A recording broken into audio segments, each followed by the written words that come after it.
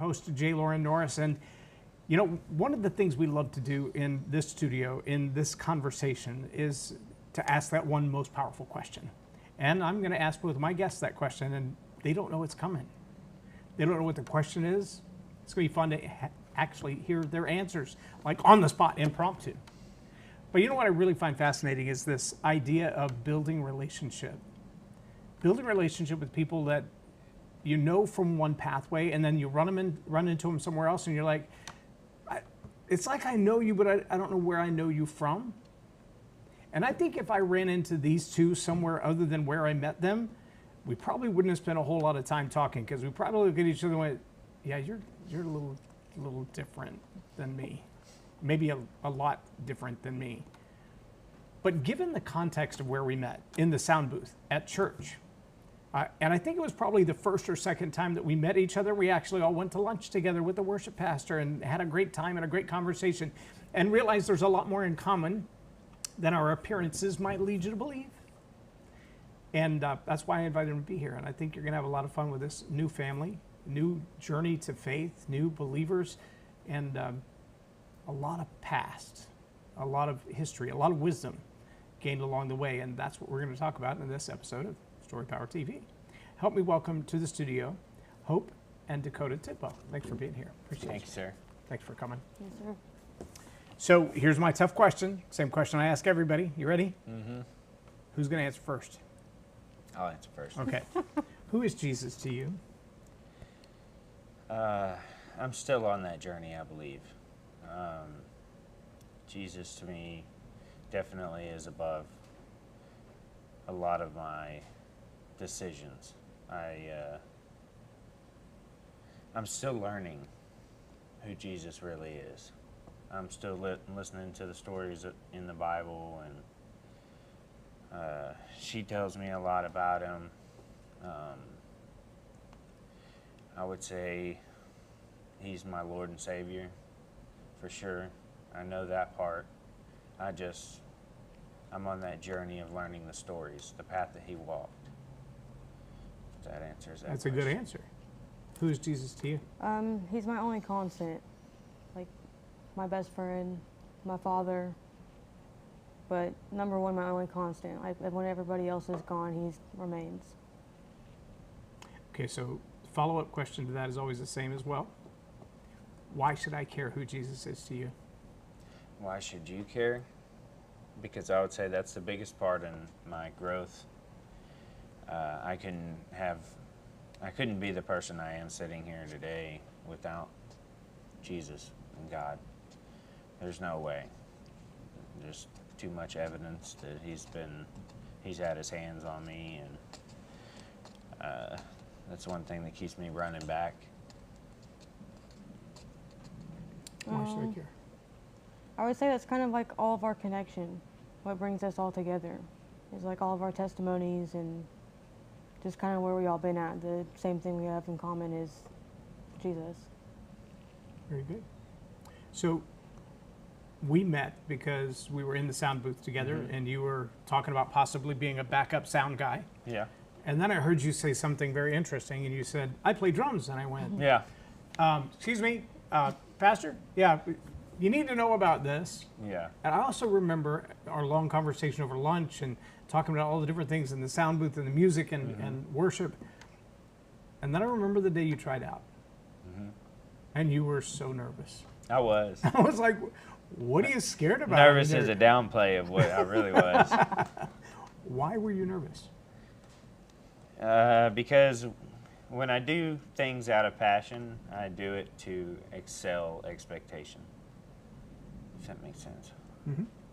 I try to exceed what people are expecting, and when I can't exceed that, I get embarrassed. I think that they're expecting more of what I'm hard on myself. Your own worst critic? Yeah, absolutely, 100% with everything, from work to how I take care of my child. Yeah. Well, I think there's a balance in that somewhere where there are a lot of people who are not critical of themselves at all. Usually what that means is they have no self-awareness. Yeah. They're just like, I just do my thing and I don't care what anybody thinks about it. I'm like, well, there's a healthy part to that where you could say, I'm not making my decisions based on other people's opinion, but to be absolutely apathetic to somebody else's thoughts, that's probably not a very good idea. I believe so. So how did you feel when you decided to play drums? I was so happy. I was so excited. I remember when I was pregnant that he went over to a friend's house and kept on talking about how he wanted to go back to playing drums, but he just didn't know how to get into it without falling back into like old ways and old crowds of people. And then I'm like, okay, the church wants them. That's awesome. So I get really excited every Sunday. Sunday was already my favorite day, but now hearing him play the drums, I'm probably his biggest fan. Pretty cool. Yeah. So you feel like you get to do what you love to do Absolutely. and do it in a safe environment, Yes, sir. and you're not inspired to behave in ways that were... No, because I have that weekly release every week.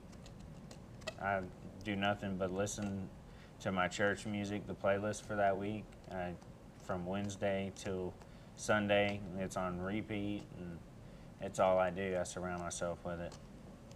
I get lost in my music. That's a good thing. In the way that I play. So when and where you played before, what was the atmosphere like? What did your emotional set look like and feel like when you were in the drum kit? A lot of anger. I was an angry kid because my parents at the time they were going through a divorce, and they didn't really care about what I was doing at all. Although they were the ones that pushed me into the drumming, like it was that or be grounded, you know, it was play an instrument or be grounded. So, That's an interesting choice. yeah, so I didn't want to like play trumpet or anything like that. So I definitely went for drums. Our last guests met each other playing clarinet Really? 60-something years ago. Oh, Wow. wow. Yeah, and they still perform jazz music on a regular basis That's together. awesome. They That's sing pretty cool. Sinatra. And Memorial Day weekend, they're going to be doing gospel on the square on a big stage right in front of the courthouse. That's Wow. super cool. That's really interesting. Yeah, they're in their 70s and still performing. It's amazing. That's they moved here cool. from California, so That's too cool. 2 musicians. That's Yeah. pretty cool. they're an interesting pair for sure. Yeah. So, how did you two meet? Facebook. Yeah, so we met on Like Facebook. Facebook Market. I was shopping for. So I was living in a shed at the time. I was going through a really big drug addiction with some stuff I shouldn't have been messing with, and was coming out on the topper end of it. I just went to rehab for about a week for a suicide attempt, and come up out of that, and it was what, 3 weeks later. No, we were 2 about, weeks we were about later. a month into our sober dates. So it was were like a 30 week days apart. in. Oh, being And we had clean. found out on Facebook because we were friends on Facebook forever. And Yeah, we I kept just- commenting on it about, oh, congratulations, you know. And then Yeah, we were super stoked that we were both sober, and I was gonna move to Mineral Wells, and she was gonna take me to Mineral Wells, and we ended up hanging out one night. She was supposed to take me, and we I ended didn't up take going to her. the park, and I asked her if she could get me a drink at the gas station, and so we stop at the gas station. She goes in and she gets a Dr. Pepper, and I was thinking the whole time, like, you know, like a drink, like a beer. And he so was so embarrassed. I went straight to the beer, and I was so embarrassed. And so we hung out at the park all night, and I just knew from then on this was my buddy. Been together ever since. How long ago was Every that? day. A little over a year ago. Yeah. When you know, you know. When I asked my wife to marry me 31 years ago, I said, any chance you'd want to like spend the rest of your life with me? And she goes, what took you so long? Right? I love that. Yeah. My proposal's even funnier. How's that? So one day we were having a few drinks, and we had this gas station. It was an Easy Mart, or it was an Easy Mart. I can say that. Was an Easy Mart we would always go to, and it was like an everyday, all day thing. That was our store. And one night we walked in. I don't remember what the conversation was about before we walked into the store. You were upset because you kept on pulling out these different rings. I don't even know where you got all these rings from, but like none of them fit me. They were all too big or too tacky, you know. So I'm like, okay, I don't need a ring. Let's just do it. And so he went into the gas station. So we went into the gas station, and she went to the bathroom, and I grabbed a baby bottle pop. And they didn't have the ring pops. That's what he was looking for. Yeah, the ring pop. We went to like 5 different gas stations, and he broke the only one he got. That's right, yeah. So it was a red baby bottle pop. Yeah. And when she come out of the bathroom, I slid across that store like on out my of a knee. movie. You want to be Risky my business. Yeah. Yeah. You want to be my baby? That's what I told her. Yeah. It was cute. Yeah. I still have that little. We little tried to candy. get the video of it from the gas station, but they fiddle farted around, so And then deleted it, I'm sure. probably. It probably self-deleted. Yeah. It's been a while. Yeah. That was a fun time. So you say you used to go there and do drinks. Yeah, we get some drinks or whatever, and snacks, milk, whatever. But think you were I- both sober at that point. Oh yeah. Yeah, Okay. but we were. I think I just found out I was pregnant, honestly. Yeah. Oh.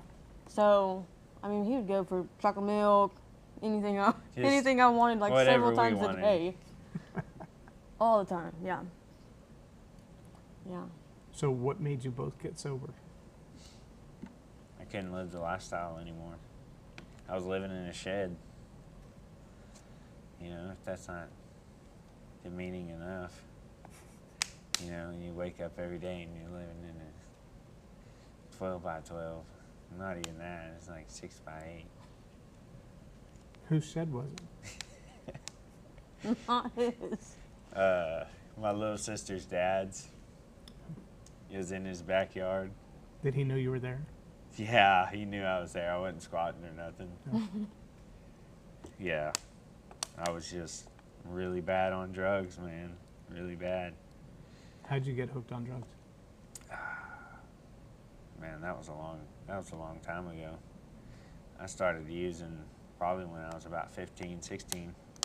I was popping pills in high school. Easy. Popping pills a lot. Somebody introduced you to that, or you were seeking it out, or what? Well, it started with smoking weed, and then it turned into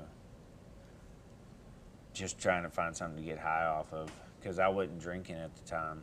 Like at 15, 16, I didn't know what alcohol was. And so pills was my thing, because my mom was on pills. Everybody was on pills. And so that was what I went to. It was weed or pills. And then as I grew up, I started smoking cigarettes and drinking alcohol. And that's whenever I got into uppers, like meth and acid and mushrooms. I mean, I started going crazy there for a while. I thought I was a space creature. I was like thinking some crazy stuff, I was functioning, but I don't know how I was functioning. I don't know how I made it past that time. I overdosed like 6 times.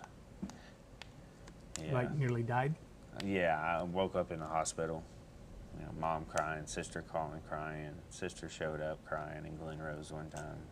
I OD'd at work. Yeah, it was a pretty rough road. That lasted till I was about 26, and then it was just nothing but meth, because I had to keep going. Just had to keep on doing.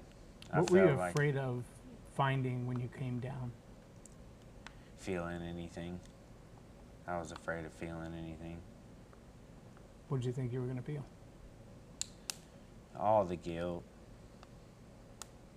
just of the things that I've done, from the stealing to disowning family disownment. Quite a bit, actually. How's your relationship with your family now that you're sober? Me and my mom, we have a rocky relationship, but I think that more so she has some things she's working through. And me and my dad, we're great. We talk when we need to. We have each other's space. We have each other's back. I don't really talk to any of my siblings. We had a little mishap back when we had the baby shower. And ever since then, we just really don't talk. So I would say that our family's very secluded to our church family and who's at the church, because nobody's really seemed to care too much about us and our walk. So. How about you? I decided I want to get sober because my dad was a pastor, so growing up, like, I always knew the Lord, but I never, like, really had a relationship with him. And towards the end of me using, I started going to church by myself and reading the Bible, like, every single day, all day long. And I just felt really convicted. Like, I had gotten really skinny. I looked, like, really sick from it. And I had little nieces and nephews and everybody watching me, and I just felt a lot of conviction for it. So I decided it was time to sober up.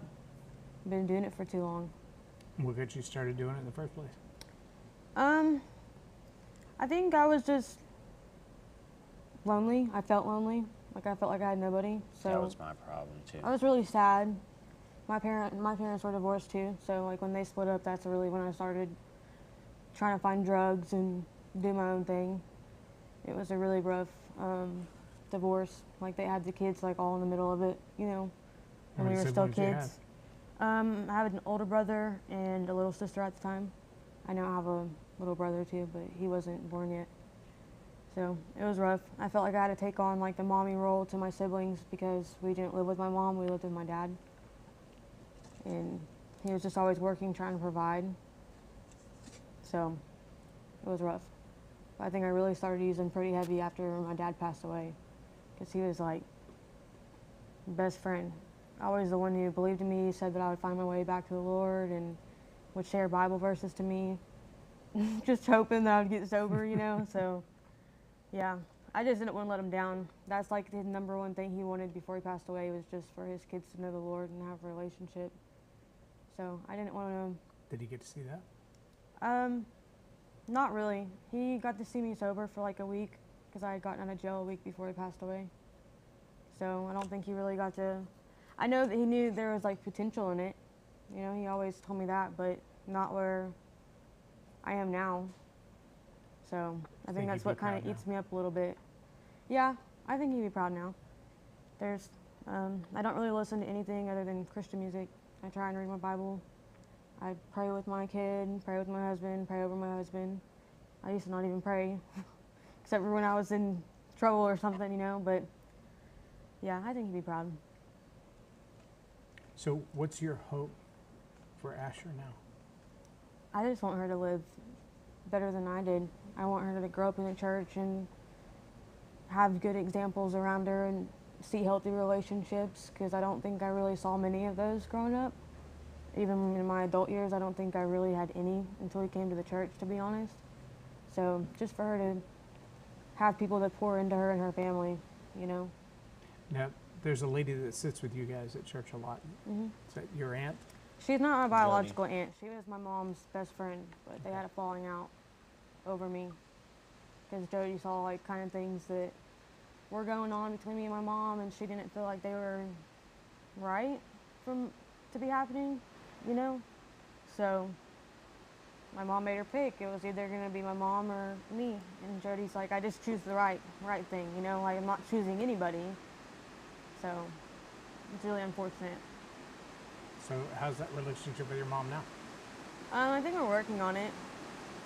I don't really Are you in contact with her? We talk here and there, but that's just because I don't want my kid not growing up not knowing her family. Right. You know, like, my mom's a great grandma. She has 2 other granddaughters before Asher, but I don't know. That one's a really hard one. I want to be in her life and I want to have a good relationship, but there's just been so much that we went through. that's not healthy, you know. So So how much of that is fixing you versus fixing her? that's tough. I don't know. That's a tough one. I mean, I have to work on a lot of things on myself too, you know. What are you working on? Kind of the way that I talk to people and play, like, not play into the drama. Because my mom, I love her, but she loves the drama. So, I just don't really sit around for that part. I have family members that if they can't find drama, they'll start something. Yeah, that's exactly our Thank you. family. So that's Thank our you. family for sure. Yeah. And I'm to a point where I can't deal with it. Like, it stresses me out. And how do you react when you're stressed out? Now I just get really anxious. I think I've always just gotten really anxious. But used to, I would use drugs, and now I gotta go. I have to go. I don't know. I gotta escape somehow. Yeah, I'm like, it's time to go. Come on, let's get the baby. Yeah. She's real tired. You know, like, I don't know. That's hard. That's a rough one. Coping mechanisms are tough things to discern. Yeah. Because I mean, everybody's got to have their own, and they're all a little bit different, and they match personalities. Have you ever studied personality styles? I have. I haven't through a book, but I've watched enough and a fair share of people. Like, I know some personality traits. Yeah, if you guys ever get bored, you saw the library when you came in. Yeah. You guys are welcome to bring a cup of coffee or grab one from the counter and sit here and read as long as you want. Nice. I don't check out my books. It's not that kind of library, but you're welcome to sit there and read and ask questions, and I'll converse with you all day long if that's what you want to do. Nice. But I want people to have access to the stuff that I didn't. The very first book that I wrote, and I told you I was going to have a copy of it. Yeah. There's one laying right over there, the reader version, or we can download the listening version. Very first book that I wrote because I realized that there were things that my mother believed about herself that were not true. She got pregnant in high school, dropped out of high school, got married right away, then had me. I was kid number 2, and then he was like, I don't want kids, I'm out. And so she was raising us on her own, got remarried, then got widowed. Now she's a single mom with 3 kids, high school dropout, no GED, no diploma. She was the lunch lady at my middle school. And then she was the janitor at my middle school. My sister was valedictorian from high school, top 5 in her class at Baylor. That's awesome. I got my first promotion in the Air Force, and I came home and I walk in to have lunch with my mom, or dinner with my mom, and I'm like, what are you doing? She's like, well, I got to finish this back. She's on her knees with her face in a urinal in the boys' bathroom. I'm like, what are you doing? She's like, well, I got to finish this bathroom and the one in the West Wing before we go to dinner. I'm like, no, why are you doing that? And she looked at me with this pain and anger and confusion. She's like, you know, I'm a high school dropout, son. This is the best job I'll ever have. I said, no, that's a lie. That's a story you keep telling yourself, and it's not true. There's no chance my sister has accomplished what she has, and I've accomplished what I have, and this is the best that we come from. And so that conversation didn't end well. We didn't have dinner. Air Force sent me off to Honduras. And so while I'm in Honduras, I get a call from my aunt. And my aunt says, that conversation with your mom really broke her heart. Now, let me put that in context. All of my life, my aunt had never called me at work before that. She never called me at work after that. But that day while I'm in Honduras, thousands of miles from home, she says, yeah, that conversation broke your mom's heart. Do I need to jump on a plane? Is she dying? Is she having a heart attack? I mean, you called me in Honduras, for heaven's sake, right? She said, well, we decided to go back to school and get our GEDs. I was like, yes. And she said, but the teacher wouldn't let her have her GED. I'm like, what do you mean wouldn't let her have her GED? She said, no, he told her that her scores were high enough that if she would get her diploma and go back to school, he would work with the superintendent to bridge all of her years in janitorial and lunchroom toward her teacher's retirement. She graduated from Mary Hardin Baylor at 50. Wow. Dang. Come on. And spent 15 years teaching the kids that had given up on themselves. That's Wow. awesome. That's incredible. So she taught people to tell different stories. and she began to live a different story.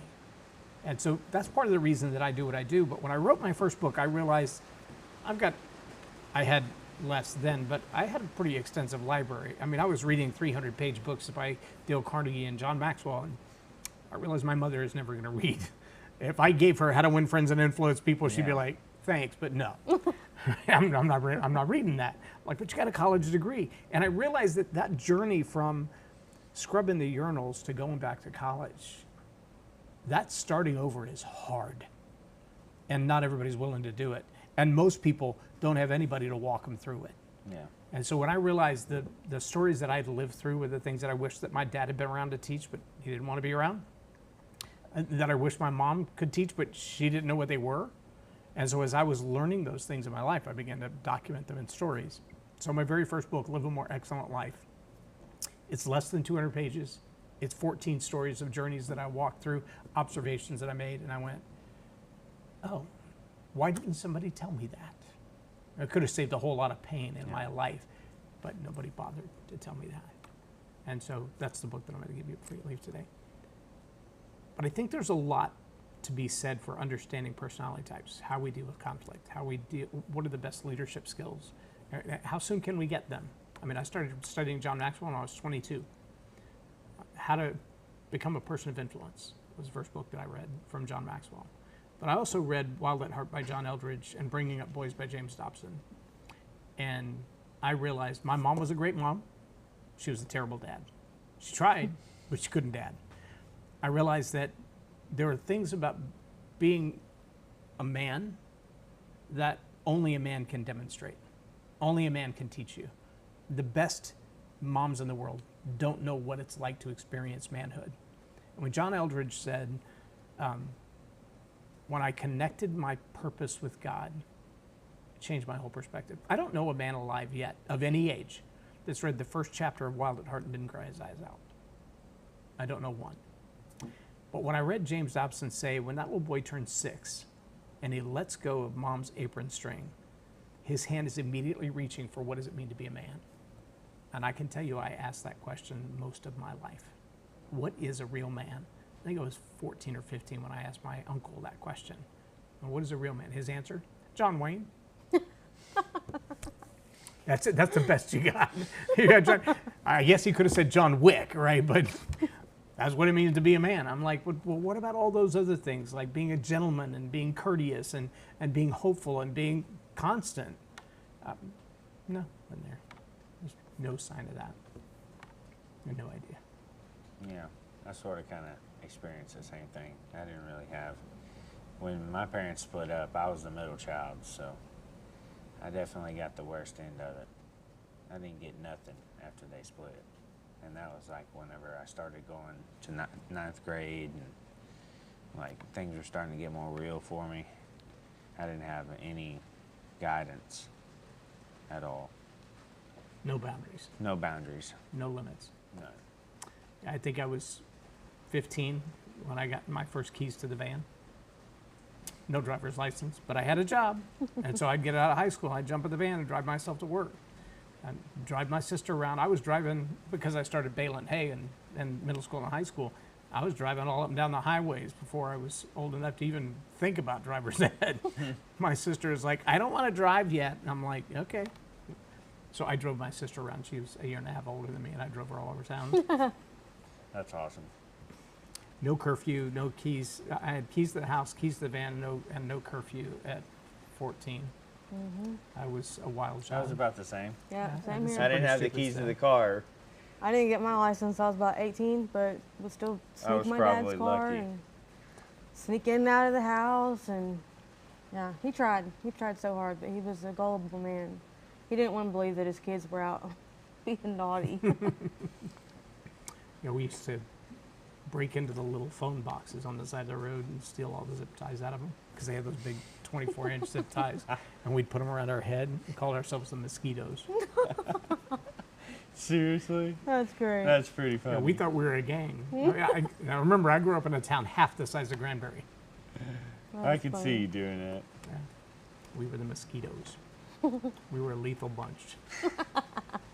We did, horrible gang level stuff. Like, There was this guy that had these, you know what a white picket fence is, right? Yeah. Imagine you had a white picket fence, but you only had the corners. Literally, it was like 4 little planks and then 4 little planks with a corner post. That was it. And he had them on the corners of his yard. There was no fence between them, just the corners. And we would pick them up and put them all together so there'd be like one little fence, but it's like 3 feet square in the middle. We'd pick them up and move them to the corners of the block.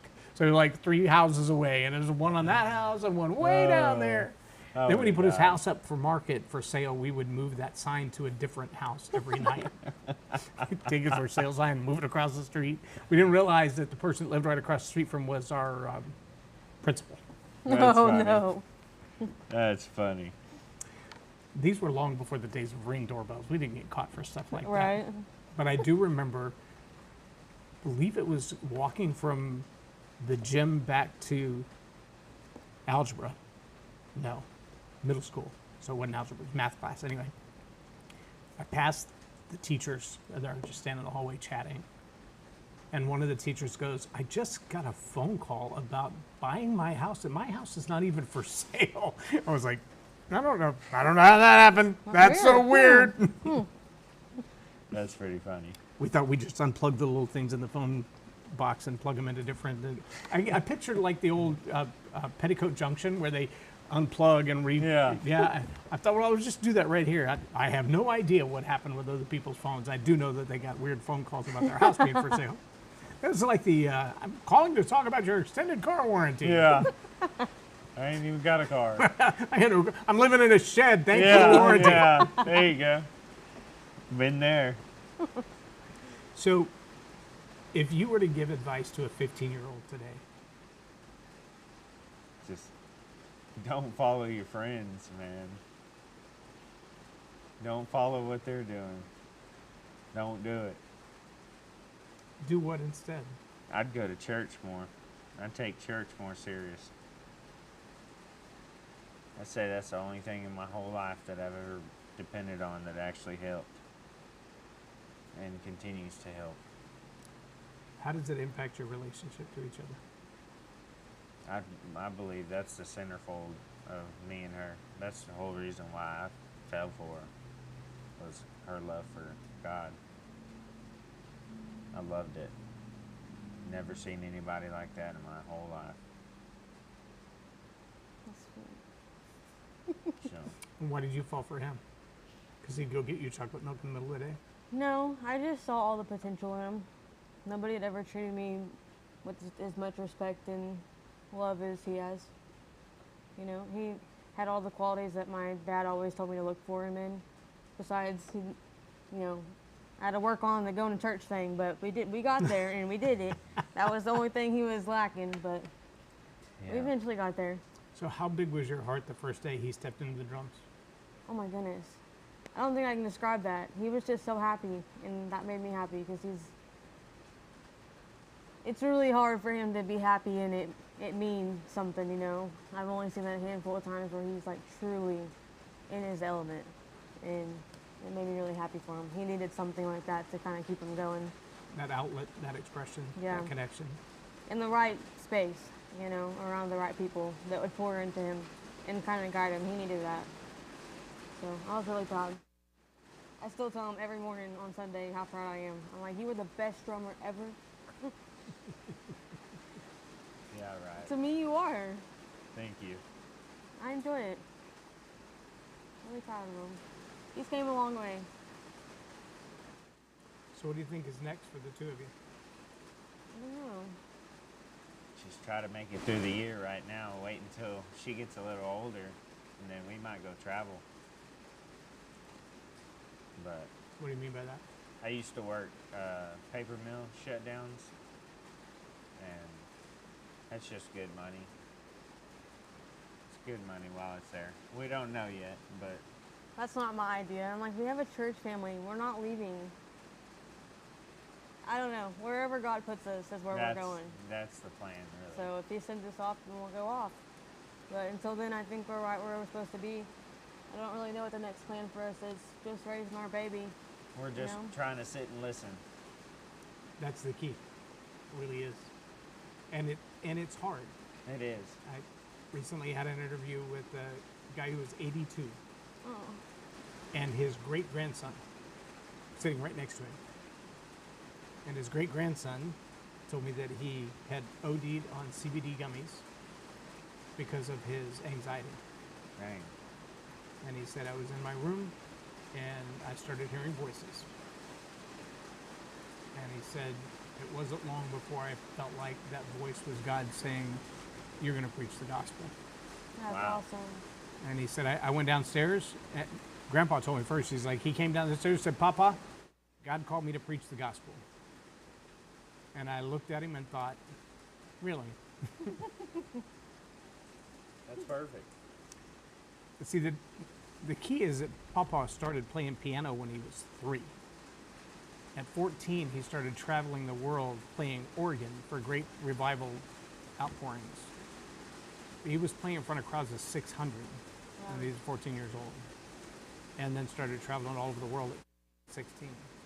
And his authority in the body of Christ has been so well recognized. Sat at the dinner table on many occasions with Billy Graham and people of that level. Wow. And so when his grandson said, I want to preach the gospel, he said, let's test that theory. And he made some phone calls and he put him on the platform. And I said, you know, as a 19-year-old, you're going to run into some challenges. You're going to have some hard relationship. He said, I know. God's already tested me. The woman I thought I was going to marry thinks I'm a nut because I want to follow God. And I told her goodbye. And now she really hates me. Yeah. I was like, I imagine. that's kind of the way it works. But there's that place where you got to decide, am I going to be obedient regardless of the cost? Yeah. Or am I going to do what's good for me, what feels good, what sounds good, what everybody else approves of? Yeah. And that really is a hard place to be. It's really hard to base your life on God's obedience because he usually asks you to do the stupidest things in the world. Yeah. I mean, we look at it and go, are you smoking something, God? Because that doesn't even make any sense. Yeah. I can't tell you how many times, and I say it a lot, but people come and they see the studio and they're like, wow, is it making a lot of money? And I'm like, no, it costs a lot of money. It doesn't pay a dime. Yeah. It doesn't pay a dime. All of the shows that we produce, we don't get paid a dime for them. We don't sell sponsorships. We don't sell ads. Yeah. I mean, if somebody decided they would, we'd probably take it. I've never picked up the phone and said, hey, would you like to sponsor my show? Not once. Yeah. I do it because that's what I was told to do, and I haven't been told to stop. I understand. That didn't make any sense. What kind of business plan is that? Always not a good one, but it's a Yeah. God plan. It's Yeah. obedience. And I'd much rather be in the middle of God's will when everything else is miserable than to be in a place where everything is happy and I can't see God from here. Yeah. That's a conflict of interest. My interest versus his. Yeah. But I've got to learn to be interested in what he's interested in, to love what he loves and hate what he hates. That's Yeah. what he tells us to do. Yeah, I think that's a daily prayer for me now. Like just to pray that I have more desire to be in His Word and stay focused on what He wants for me. Because a lot of the time I'm like, I really gotta do this. I really gotta get up and go to Wednesday church. You know, I'm tired. I just gotta stay. I don't know. I just gotta keep reminding myself that He has a plan for everything that He's asking us to do. Yeah. It might not always be fun, but there's a reason behind it. So his gift is drumming and making metal things stick together. What is yours? I don't know. I think that I would say mine's just being a mom, taking care of people. I was a caregiver for almost 11 years and was doing that up until I couldn't find a sitter, like a permanent one for Asher, so I had to kind of give that up and stay home. But I mean, I love both. I just love taking care of people. Old people, it's something new every day. It's always fun, you know. And so it is with a baby. Yeah, yeah. Something new every day. Yeah, absolutely it is. So just loving on Yeah, people. the first time you change a diaper and you're like, my God, what did you eat? Yeah, yeah. How does it I'll look text like Dakota. that? I'm like, whoa, How does it look like good that? grief. Yeah, Yeah. you know you're a parent when, and you know you're a parent for real the first time you get solid things through your straw. I hope I don't ever have to Yeah, figure you're not a that mom out. and dad until you drink floaties. Ugh, I just got goosebumps. That's so gross.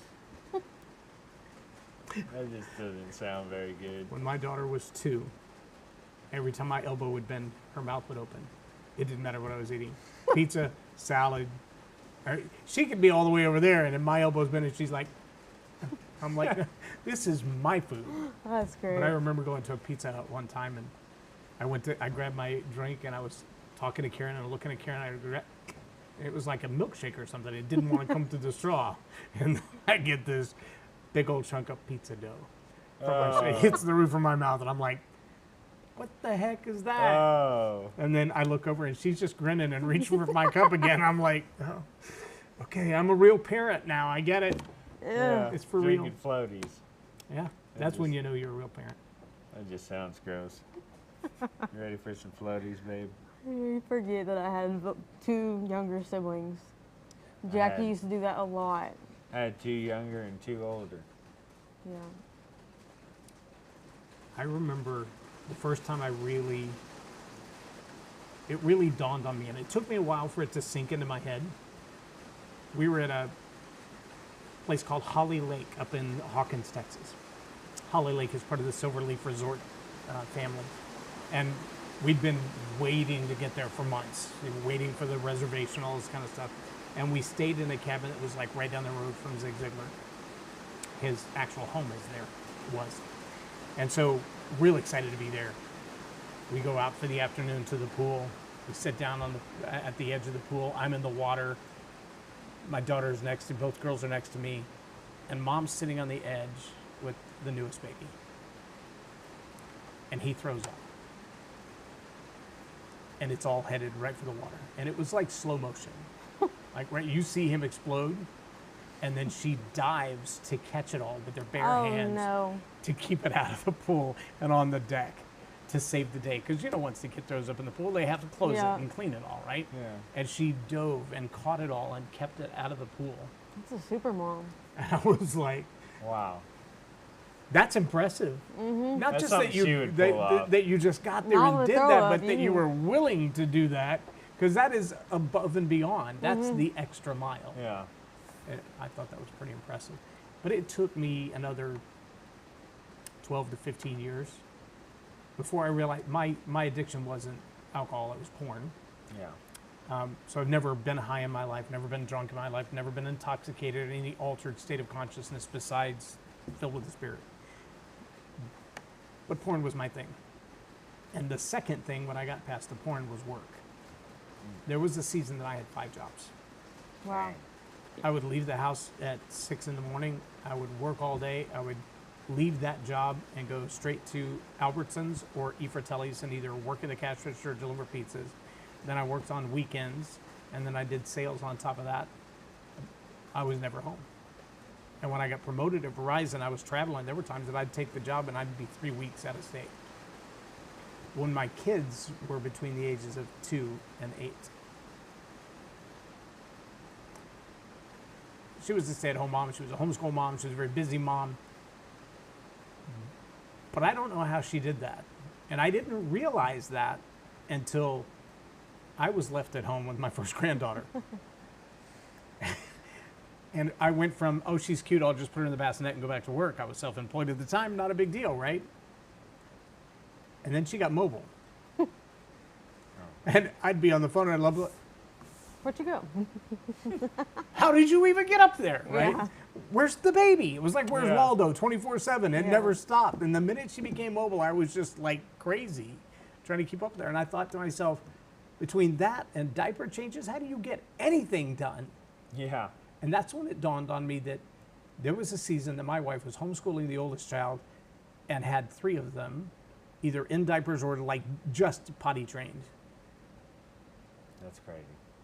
and never complained. That's her. And I was 20 years into my marriage before it was almost over. We were literally walking around the lake at a house that we were house sitting. We made the first trip around, and we were just discussing who gets what kids go where, who gets the car, who gets the house. We were done. Nobody was mad. Nobody was crying. We had reached the point of apathy. And I said, how did we get here? And she said, probably among the hardest words I've ever heard. She said, I just don't feel appreciated. I went, oh, I guess that's my job. She's like, well, it'd be nice. Yeah. So that was almost 11 years ago. Wow. Almost lost her 10 years in over my addiction. Almost lost her 20 years in over a lack of gratitude. Now we're 31 and I'm just waiting for the other shoe to drop. What is it now? I don't know. Probably that I talk too much. Yeah. It's a blessing and a curse. It can be, yes. So, last question for you, because I got about a minute before I run out of hard drive space. What do you wish the church, not necessarily our church specifically, but the church as a whole, would do differently? Wow. That's a rough one because we've been blessed with a pretty good group of people. I don't know. I would say push the book harder. Okay. More word, less story. I might say probably just like doing more gatherings together. That too. Like even outside of the church, just like going Yes. out and doing something together as a whole. You know? I don't know, that's hard. I brag all the time to people about how, you know, I know there's other good churches out there, but man, ours is really something. The people that are in it, I don't think I've ever felt that ever. And I've been to a lot of churches. Been around a lot of Christians, you know, but almost everybody in that church that we go to, they show up. Do you feel loved? I do. Yeah, I don't think I've ever questioned it No. with anybody. Like, I just know that we can count on them. Whether it's prayer, guidance, helping Yeah. us with the baby, you know, just whatever. That's good. Yeah. Any questions I didn't ask that I should have? Oh, no, I think you did pretty good. Nailed us pretty hard there. Yeah. Thank you. I appreciate you guys coming Yes, out. sir. Dakota. Thanks for having us. Thank you. It's nice. If you've been watching and you're asking yourself, is there any chance that I can come back from the mistakes I've made, the things that I've done wrong? Watch it again. If you're wondering, does God love me? Watch it again. If you're wondering, what is the point of church? Hit rewind and watch it again. And if you're still wondering, does Jesus even love me? Here's my dare to you. Go find a quiet place and ask him. And sit there until you get the answer. It might freak you out that he actually answers, and it might freak you out when he says, yes, of course I love you. But if you don't ask, you won't know.